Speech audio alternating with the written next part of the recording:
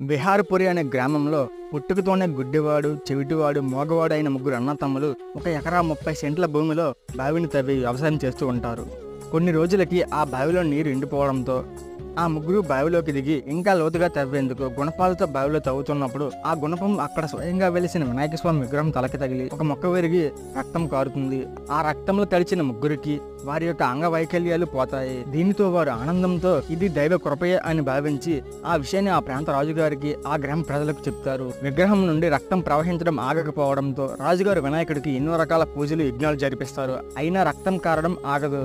దీనితో స్వామివారికి ఇష్టమైన కొబ్బరికాయలను కొన్ని వేల సంఖ్యలో తెప్పించి అక్కడి ప్రజలందరూ కలిపి ఆ బావిలో కొట్టడంతో అక్కడ కొబ్బరి నీరు పారుతుంది. ఆ కొబ్బరి నీరు బావి మొత్తం నిండగా స్వామివారి విగ్రహం నుండి రక్తం కారడం ఆగిపోతుంది. ఎకరా 30 సెంట్ల భూమిని కాణి అని, అక్కడ కొబ్బరి నీరు పారడం వలన ఆ ప్రదేశానికి కాణిపారకం అని పిలుస్తుంటారు. అలా ఆ ప్రదేశానికి కాణిపాకం అని వచ్చింది.